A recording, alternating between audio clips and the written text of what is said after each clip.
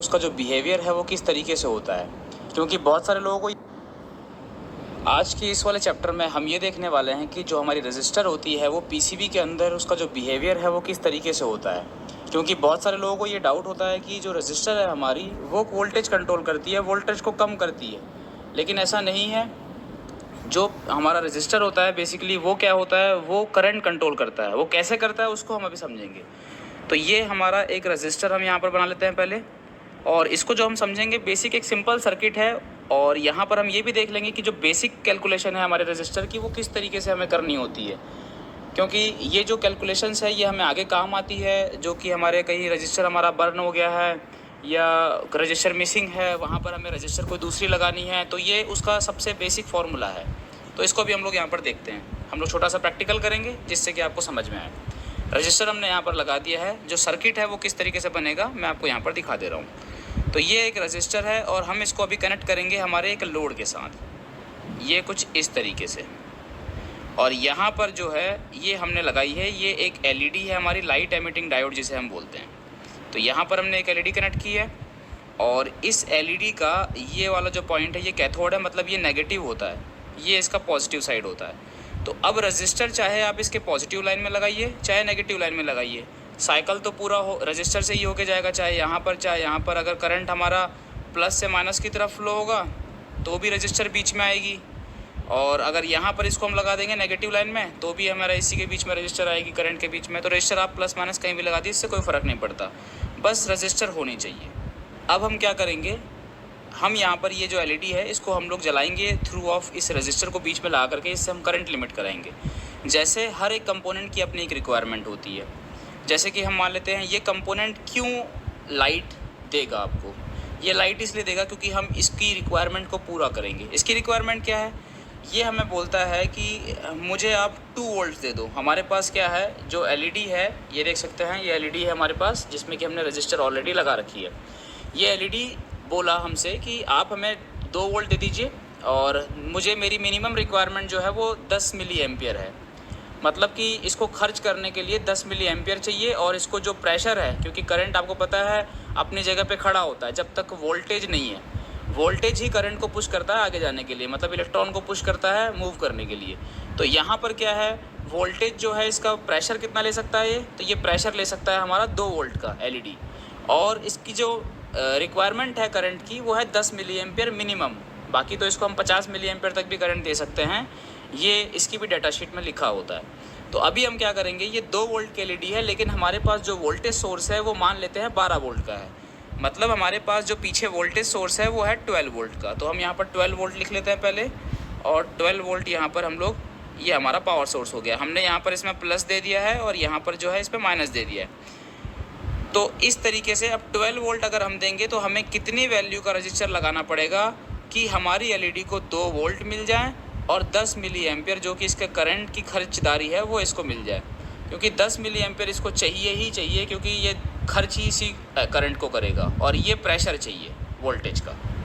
तो अभी हम क्या करेंगे, हम इसके लिए एक तो फार्मूला लगाएंगे, फिर उस फार्मूले के हिसाब से देखेंगे कि क्या ये सच में होता है या नहीं। तो अभी हमारे पास यहाँ पर आप देख सकते हैं कि इस जगह पर हमने रजिस्टर जो लगाई है वो अभी हमें वैल्यू नहीं पता है।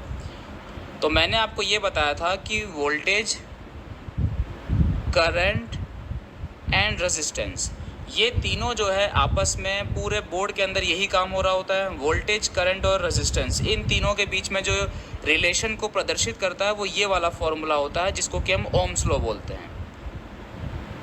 ये ओम्स लॉ हमें ये बता देगा कि हमें मान लेते हैं किसी भी चीज़ की रिक्वायरमेंट है। जैसे अभी हमारे पास रजिस्टर मिसिंग है, हमें रजिस्टर की वैल्यू निकालनी है यहाँ पर सिंपल से, कि हम यहाँ पर कितनी वैल्यू का रजिस्टर लगाएं तब हमारे एलईडी को 2 वोल्ट मिले। क्योंकि 12 वोल्ट अगर देंगे 2 वोल्ट के एलईडी को तो ये तो ख़राब हो जाएगी।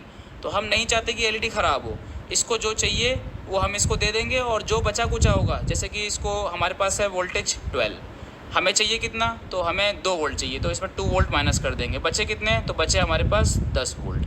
अब जो ये 10 वोल्ट है, ये 10 वोल्ट हमें कहीं और खर्च करने होंगे, मतलब किसी के पास रोक के रखने होंगे। वो काम कौन करेगा, वो काम करेगा हमारा ये रजिस्टर। तो 10 वोल्ट हम इसके पास इसको देंगे, 10 वोल्ट ये रोक के रखेगा और 2 वोल्ट इसको देगा। और करंट कितना गुजरेगा इसके अंदर से, तो करंट इसको हम लोग 10 मिली एम्पियर का ही रजिस्टर के थ्रू देंगे। ठीक है, तो यहाँ पर अभी हम लोग इसको और देख लेते हैं किस तरीके से करना है। तो सर्किट को दोबारा बना लेते हैं और ये फॉर्मूला आपको ध्यान रखना है, V = I/R, ये ओम्स लॉ है आपका। तो यहाँ पर एक रजिस्टर हम फिर से बना लेते हैं और ये एक हमने LED फिर से लगा ली है यहाँ पर, ये negative, positive 12 volt voltage source है हमारा, और ये यहाँ पर जो है ये हमने लगा लिया। तो अभी रजिस्टर हमारे पास मिसिंग है। LED की मैंने रिक्वायरमेंट बताई थी आपको, 2 वोल्ट एंड 10 मिली एम्पियर जो कि इसको करंट चाहिए। अब 12 वोल्ट है हमारे पास, तो हमें चाहिए 12 - 2, तो 12 वोल्ट थे हमारे पास, 2 वोल्ट इसको देने थे हमारे LED को, तो हमें 10 वोल्ट जो थे वो ड्रॉप कराने हैं रजिस्टर के पास। मतलब यहाँ पर अगर हम लोग 10 वोल्ट रखेंगे तब कहीं जाकर बचे हुए 2 वोल्ट LED को मिलेंगे। तो यहाँ पर हमने क्या किया, 12 - 2 किया तो हमारे पास आ गया 10। अब हमारा फॉर्मूला आप देख लीजिए, V = I/R है।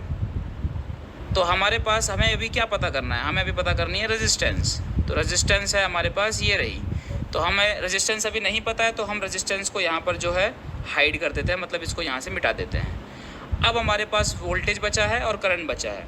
आपको बता देता हूँ मैं, ये ओम्स लॉ लगाने के लिए आपको पहले 2 चीज़ें पता होनी चाहिए, तब आप तीसरी चीज़ निकाल पाएंगे। मतलब ये है कि अगर आपको वोल्टेज पता करना है, अगर आपको वोल्टेज पता करना है तो आपको ये जो आपका करंट और रेजिस्टेंस है ये पता होनी चाहिए। जैसे अभी हमें क्या निकालना है, हमें भी रेजिस्टेंस निकालना है, तो हमें वोल्टेज और करंट दोनों चीज़ें पता होनी चाहिए कि सामने वाली चीज़ को चाहिए क्या। अगर आपको रिक्वायरमेंट नहीं पता है तो आप इसको नहीं यूज़ कर सकते। तो अभी मैंने आपको बता ही दिया है कि 2 चीज़ें हमें चाहिए। तो हमें क्या पता है, अभी हमें ये पता है कि इस LED को 2 वोल्ट चाहिए और करंट इसको 10 मिली एम्पियर चाहिए। मतलब हमें करंट भी पता है और वोल्टेज भी पता है। और मैंने आपको बताया था कि ये जो V लिखा हुआ है यहाँ पर, ये यूज़ होता है वोल्ट के लिए, I जो होता है कैपिटल I, ये यूज़ होता है करंट के लिए, क्योंकि ये लेटर इसको किसको मिले हुए हैं, करंट को मिला हुआ है I, और R जो है आपको पता है ये रजिस्टर के लिए यूज़ होता है। तो इस तरीके से, तो अभी हमारे पास रजिस्टर जो है वो हमें पता करना है, वो हमारे पास नहीं है। तो हमारे पास क्या बचा है, वोल्टेज और करंट। तो वोल्टेज को हम V को ऊपर लिख लेते हैं, और ये देख सकते हैं डिवाइड वाले पोर्शन में, तो हम इसको डिवाइड करेंगे, मतलब भाग देंगे, किससे, करंट से। तो करंट हम यहाँ पर लिख लेते हैं। फिर हमारा जो भी इन दोनों को डिवाइड करने से जो भी हमारे पास वैल्यू आएगी वो ओम्स में आएगी। किस में आएगी, ओम्स में। और ओम्स में जो आएगी वो हमारी एग्जैक्ट रजिस्टर की वैल्यू हमें रखनी होगी, तब जा कर के इसको 2 वोल्ट और 10 मिली एम्पियर करंट हम इसको डिलीवर कर पाएंगे। तो चलिए इसको देख लेते हैं एक बार थोड़ा सा छोटे से प्रैक्टिकल के साथ भी। पहले इसको हम लोग यहाँ पर कैलकुलेट करेंगे। कैलकुलेट करने के लिए मैंने यहाँ पर आपने देखा, तो कैलकुलेट करने के लिए हमें यहाँ पर क्या देखना है कि 10 वोल्ट है, तो हम लोग यहाँ पर लिख लेते हैं 10, क्योंकि हमें ये रजिस्टर के पास रोक के रखना है। तो 10 डिवाइडेड बाय, इसकी रिक्वायरमेंट कितनी है, 10 मिली एम्पियर। तो आपको पता है कि 1000 मिली एम्पियर बराबर होता है 1 एम्पियर के, राइट। तो अभी हम लोग क्या करेंगे, हम लोग 10 डिवाइडेड बाय 1000 कर लेंगे। हम क्या कर रहे हैं, आपको दोनों को सेम यूनिट पे रखना है। कभी भी कोई भी फॉर्मूला अगर हम लोग यूज़ करते हैं तो हमें बेस यूनिट पे लाना होता है। अगर ये देख सकते हैं करंट अभी किस में है, मिली एम्पियर में है, और वोल्टेज हमारा बेस यूनिट पे है, जो कि वोल्टेज खुद है। मिली वोल्ट भी होता तो हम उसको पहले वोल्ट में लाते, या इसको मिली एम्पियर में लेके जाते। तो अभी हमने क्या करना है, दोनों को बेस यूनिट पे लाना है, मतलब दोनों को सेम यूनिट पे लाना है। एक तो बेस यूनिट पे है और एक मिली एम्पियर पे है। अगर ये एम्पियर होता तो हमें चेंज करने की ज़रूरत नहीं थी। तो हमें क्या देखना है अभी यहाँ पर, हम सबसे पहले ये तो 10 मिली एम्पियर है, इसको हम लोग क्या करेंगे, इसको हम लोग कन्वर्ट करेंगे एम्पियर में। तो इसको हम लोग सीधा इस तरीके से डिवाइड कर लेंगे। तो डिवाइड करने के लिए हमारे पास कैलकुलेटर होना चाहिए, आप कैलकुलेटर का यूज़ लें। तो यहाँ पर है 10 डिवाइडेड बाय, ये तो 10 मिली एम्पियर था।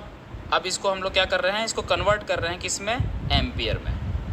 तो 10 डिवाइडेड बाय 1000 करेंगे हम यहाँ पर, तो हमारे पास आ जाएगा 0.01। तो हमने इसको क्या कर लिया, इसका जो आंसर आया है वो आया है 0.01। इट मीन्स क्या है, ये हमारे पास आ चुका है अब किस में, एम्पियर में। और वोल्टेज हमारे पास कितना है, 10 डिवाइडेड बाय 0.01। इसको हम लोग करके देख लेते हैं यहाँ पर। 10 डिवाइडेड बाय, जैसा कि फॉर्मूला ने हमें बोला है, क्या बोला है कि V वोल्टेज हो गए 10, करंट कितना है 0.01 एम्पियर। तो यहाँ पर हम लोग इसको 10 डिवाइडेड बाय 0.01 करेंगे, आंसर आ जाता है हमारे पास कितना, 1000। ये जो हमारे पास 1000 आंसर आया है ये क्या है, ये हमारा ओहम्स में आया है। किस में आया है, मतलब हमें यहाँ पर अगर ये एलईडी ठीक तरीके से इसकी सभी रिक्वायरमेंट को पूरा करते हुए इसको ग्लो कराना है तो हमें यहाँ पर क्या लगाना पड़ेगा, 1 किलो ओम के रजिस्टर, क्योंकि 1000 ओम के अंदर 3 जीरो है, हम इसको कट करेंगे और इन 3 जीरो के बदले यहाँ पे लगाएंगे के, तो 1 किलो ओम हो गया। अब 1 किलो ओम की रजिस्टर हमें यहाँ पर लगानी पड़ेगी। अगर हम लोग यहाँ पर 1 किलो ओम के रजिस्टर इसके बीच में लगा देंगे तो 12 वोल्ट से हम आसानी से ये एलईडी को जो भी इसको चाहिए उसको देते हुए हम इस एलईडी को ग्लो करा सकते हैं। तो इसी चीज़ को हम लोग क्या करेंगे, प्रैक्टिकल करके देख लेते हैं। तो यहाँ पर देख सकते हैं ये हमने एलईडी ली हुई है और इस एलईडी में हमने क्या किया हुआ है कि यहाँ पर इसके देख सकते हैं इसमें 2 लेग्स होती है। मैं आपको दूसरी एलईडी में दिखा देता हूँ। ये है क्या, ये बेसिकली एक डायोड होता है। तो देख सकते हैं इसके अंदर 2 प्लेट्स हैं, एक एनोड की एक कैथोड की, मतलब जिसको हम पॉजिटिव बोलते हैं। एनोड मतलब होता है पॉजिटिव, कैथोड मतलब होता है नेगेटिव। तो देख सकते हैं इसमें एक छोटी प्लेट है एक बड़ी प्लेट है। तो छोटी प्लेट होती है ना उसकी लेग अगर आप देखेंगे तो लंबी है, ये देख सकते हैं छोटी प्लेट है अंदर की तरफ इसके अंदर, और छोटी प्लेट की जो लेग है वो लंबी है, मतलब इट मीन्स ये एनोड है। इसको हमें पॉजिटिव देना पड़ेगा और इसको हमें नेगेटिव देना पड़ेगा। अभी हम सबसे पहले इसको ना 2 वोल्ट से जला के देखेंगे। कितने वोल्ट से, 2 वोल्ट से। तो 2 वोल्ट से हम इसको चला के चेक करते हैं कि एलईडी की जो इसको हम लोग मल्टीमीटर से भी टेस्ट कर सकते हैं, तो मल्टीमीटर से टेस्ट कर लेते हैं। तो मल्टीमीटर से टेस्ट करने के लिए जिस तरीके से हम लोग डायोड, इसको हम लोग पहले सेट कर लेते हैं यहाँ पर, इसको पहले डायोड मोड पर सेट कर लेंगे। और डायोड मोड पर हमने क्या करना है, मैंने बताया लंबी वाली पिन क्या होती है, पॉजिटिव की होती है, मतलब एनोड होती है, और जो छोटी वाली पिन है वो कैथोड होती है। देख सकते हैं यहाँ पर जो है एलईडी ने, अभी क्या हो रहा है कि मल्टीमीटर, मैंने आपको बताया था कि मल्टीमीटर डायोड रेंज पर अपने जो सेल होते हैं इसके अंदर, जो भी इसके अंदर बैटरीज होती है उसके वोल्टेज आउटपुट करता है, क्योंकि उसको जंक्शन ब्रेक करना होता है। मल्टीमीटर उसको वोल्टेज देता है सामने वाले कंपोनेंट को और उसकी जंक्शन वोल्टेज का पता लगाता है। तो यहाँ पर अगर देखेंगे तो इसका जो जंक्शन वोल्टेज है वो है 1.8 वोल्ट। यहाँ पर देख सकते हैं ये ड्रॉप आया है, वोल्टेज ड्रॉप, और ये 3 वोल्ट तक का आपको पता है कि इसके अंदर 1.5 वोल्ट का एक सेल है, तो 2 सेल लगे हैं इसके अंदर। तो ये अभी क्या कर रहा है कि 3 वोल्ट आउटपुट कर रहा है। अगर इस प्रॉप पे अगर आप दूसरे मल्टीमीटर से चेक करेंगे तो आपको 3 वोल्ट देखने के लिए मिलेंगे। मतलब ये क्या कर रहा है, मल्टीमीटर डायोड रेंज पे वोल्टेज आउटपुट कर रहा है। ये मैंने आपको बताया भी है मल्टीमीटर वाले चैप्टर में। तो अब हमने यहाँ पर इसको देखा कि ये 3 वोल्ट आउटपुट कर रहा था किसको, एलईडी को, लेकिन एलईडी ने कितने वोल्ट लिए, तो एलईडी ने यहाँ पर लिए हैं 1.8 वोल्ट। तो ये वो पॉइंट है जहाँ पर इसका जो जंक्शन था वो ब्रेक हो गया, मतलब 1.8 वोल्ट देने पर ये जिसका जंक्शन था वो ब्रेक हो गया। लेकिन अभी जो एलईडी है वो पूरी तरीके से ग्लो नहीं हो रही है, तो हमें इससे थोड़ा ज़्यादा देना पड़ेगा, मतलब 1.8 से थोड़ा ज़्यादा, मतलब 100-200 मिली वोल्ट एक्स्ट्रा। तो मान लेते हैं कि ये 1.8 है, हमने इसको 200 मिली वोल्ट एक्स्ट्रा दे दिए, तो कितने वोल्ट हो गए टोटल, 2 वोल्ट। तो इसको अगर हम लोग 2 वोल्ट देंगे तो ये पूरी तरीके से ग्लो करेगा।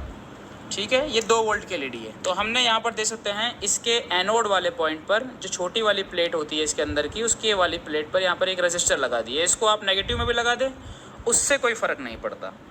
हमारे पास वोल्टेज सोर्स है, मतलब हमने पावर सप्लाई जो है हमारी उस पर हमने यहाँ पर अगर हम चेक करेंगे तो देख सकते हैं मल्टीमीटर से मैं आपको पहले सोर्स पे चेक करा देता हूँ कितने वोल्टेज हमें इनपुट में मिल रहे हैं।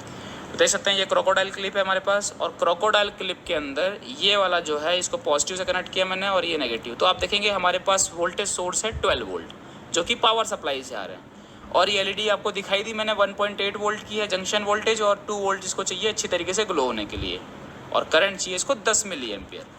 तो हमने जो रजिस्टर यहाँ पर कैलकुलेट की थी 1 किलो ओम की, वो मैंने यहाँ पर इसमें लगा दी है। देख सकते हैं आप। सबसे पहला कलर कौन सा है, सबसे पहला कलर है जी ब्राउन। आपको रजिस्टर की वैल्यू निकालना सिखाई दिया है, इसको आप प्रैक्टिस करते रहिए। मैं आपको बीच बीच में जो है इस तरीके से निकाल के दिखाता रहूँगा ताकि आपके समझ में आता रहे। तो जैसे कि देख सकते हैं आप, सबसे पहला जो कलर है वो है ब्राउन, तो इसको हम लोग लिखेंगे BR। और आपको पता है ये 4 बैंड रजिस्टर है हमारी। 4 बैंड रजिस्टर में आपको पता है कि 3 जो वैल्यू होती है, शुरू के जो 3 कलर होते हैं उससे हमारी वैल्यू निकलती है, और 4th कलर से टॉलरेंस पता चलता है। तो गोल्डन कलर है तो टॉलरेंस 5% है, इसको हम अभी इग्नोर करते हैं, पहले हम वैल्यू निकालते हैं। सेकंड कलर हमारे पास कौन सा है, सेकंड कलर है हमारे पास यहाँ पर ब्लैक, तो हम यहाँ पर ब्लैक लिख लेते हैं।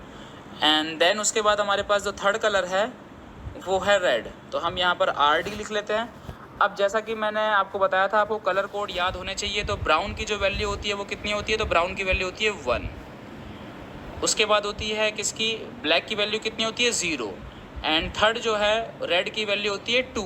तो हमें यहाँ पर 2 0 ऐड करना है, क्योंकि थर्ड कलर फोर्थ बैंड के अंदर क्या होता है, मल्टीप्लायर होता है। तो हमने यहाँ पर देखा तो टोटल कितने आ गए, 1 0 एंड देन 2 0, टोटल 0 आ गए यहाँ पर 3। तो हम 3 0 काटेंगे और 3 0 के बदले इसको यहाँ पर एक K दे देंगे। तो ये हो गई 1K की रजिस्टर हमारे पास, यहाँ पर 1 किलो ओम की रजिस्टर जो है हमारे पास हो गई है। तो ये 1K की हमने लगा दी है। अब हम क्या करेंगे कि इसको हम लोग यहाँ पर एक पॉइंट पे मैंने नेगेटिव दे दिया, जहाँ पर हमें नेगेटिव देना था कैथोड पर, और यहाँ पर मैंने दे दिया इसको पॉजिटिव। तो अब अगर आप देखेंगे तो ये LED जो है वो ग्लो कर रही है। अब यहाँ पर हो क्या रहा है, इसको अभी हम लोग समझ लेते हैं। यहाँ पर हो क्या रहा है,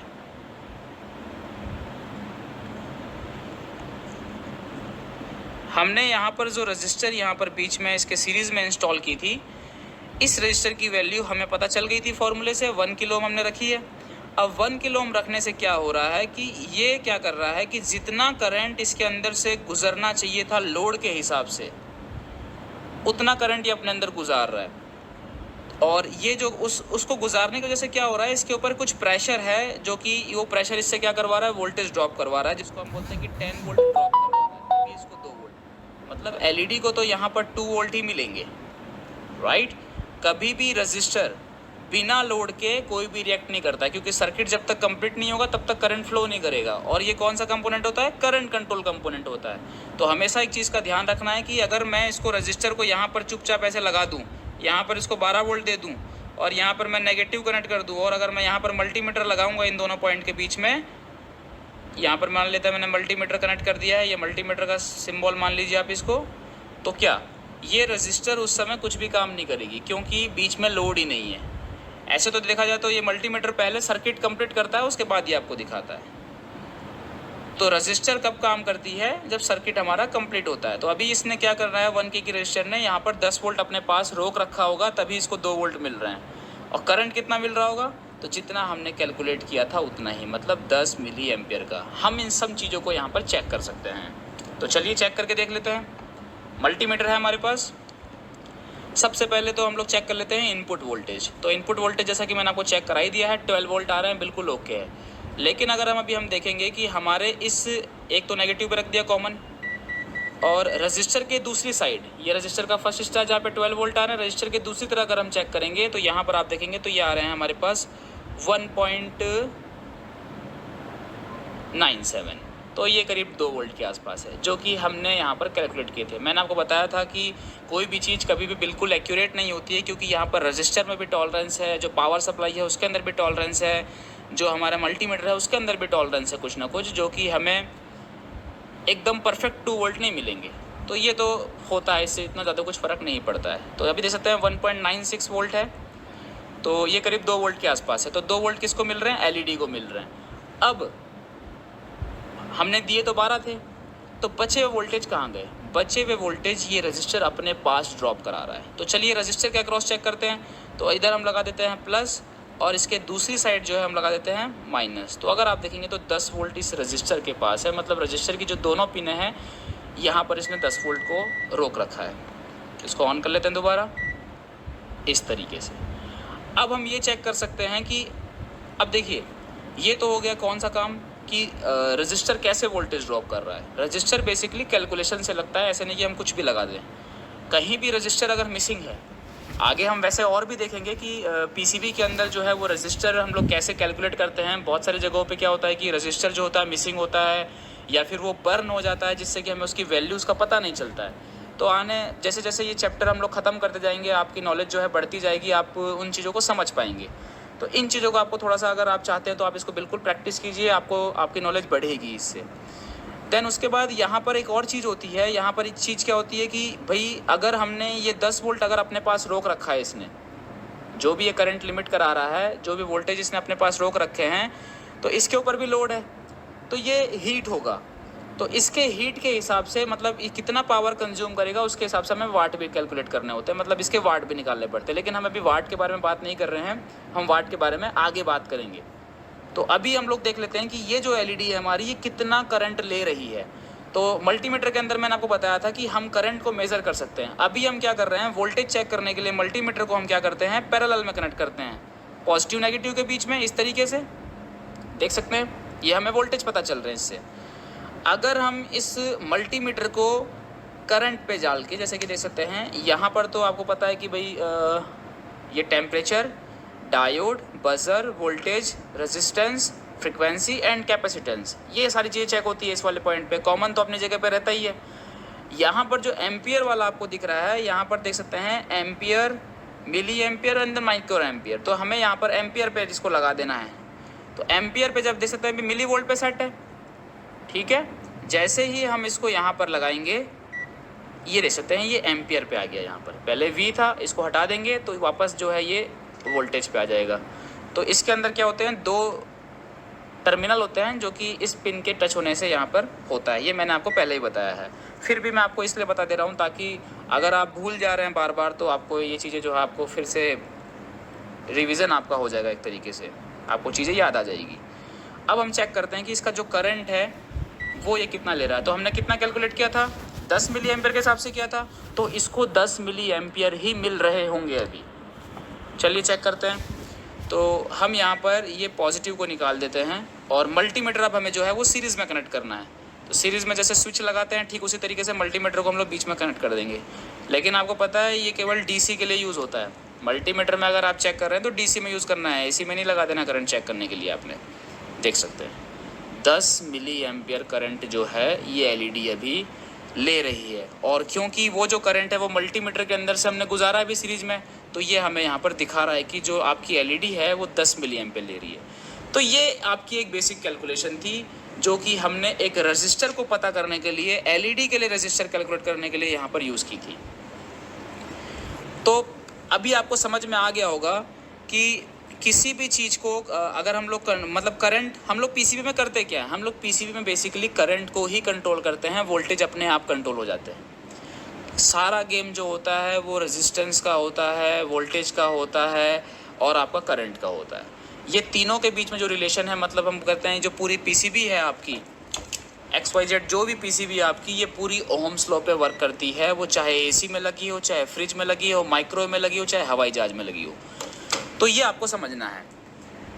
वैसे तो इस फॉर्मूले के लिए हम लोग इससे कई सारी चीज़ें पता कर सकते हैं। अगर जैसे कि मैंने आपको बताया, अभी हमने क्या पता किया, हमने अभी रेजिस्टेंस पता की है। यहाँ पर अगर मान लेते हैं हमारे पास रेजिस्टेंस है एंड करंट है, हमें वोल्टेज पता करना है, वोल्टेज हमें मान लेते हैं नहीं पता, तो भी हम पता कर सकते हैं कि वोल्टेज क्या होगा। और अगर मान लेते हैं हमें करंट नहीं पता है, वोल्टेज और रेजिस्टेंस पता है, तो हम करंट भी पता कर सकते हैं।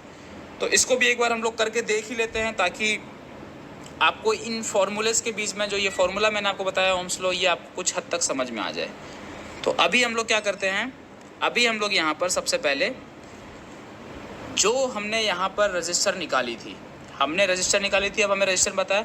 अब हम मान लेते हैं कि हमें करंट नहीं पता। हमने वैसे तो करंट अभी पता है, लेकिन हम मान लेते हैं कि एक बार के लिए नहीं पता। हमारे पास रजिस्टर थी और हमारे पास ये पता था कि एलईडी जो है हमारे पास, वो सारी चीज़ें हैं। तो हमें पता अभी क्या है, वोल्टेज पता है एंड रेजिस्टेंस पता है। अब हमें क्या पता करना है, हमें पता करना है कि इसका जो करंट था वो क्या आएगा। तो इसको चलिए चेक, इसको देख लेते हैं कैसे। तो अभी देख सकते हैं वोल्टेज कहाँ लिखा हुआ है, तो वोल्टेज है हमारे पास यहाँ पर। तो हम लिख लेते हैं वोल्टेज कितने थे हमारे पास, 10 वोल्ट, राइट। एंड करंट था हमारे पास करंट नहीं, अब रेजिस्टेंस की बारी है। तो यहाँ पर हम लोग लिखेंगे, अगर ये बेस यूनिट पे है तो हमें इसको भी बेस यूनिट पे लिखना पड़ेगा। मतलब हम यहाँ पे लिखेंगे सीधा सीधा 1000, क्योंकि एक तो चला जाएगा किलो ओम में, एक रहेगा बेस यूनिट पे। ये तो नाइंसाफ़ी हो जाएगी फॉर्मूले के साथ। तो हमेशा फॉर्मूले को, इस फॉर्मूले के लिए हमें दोनों को बेस यूनिट पे ही रखना है। अगर कोई चीज़ किलो ओम में है तो दूसरी भी किलो ओम में होनी चाहिए, या फिर अगर कोई वोल्ट में है, जैसे कि यहाँ पर क्या है 10 वोल्ट में है, किलो वोल्ट तो है नहीं, तो यहाँ पर हमें एक चीज़ तो हमारे पास वोल्ट में है और दूसरी चीज़ हमारे पास ओम्स में है, इस तरीके से। अब हम इसको सीधा क्या करेंगे, यहाँ पर कैलकुलेट कर लेंगे।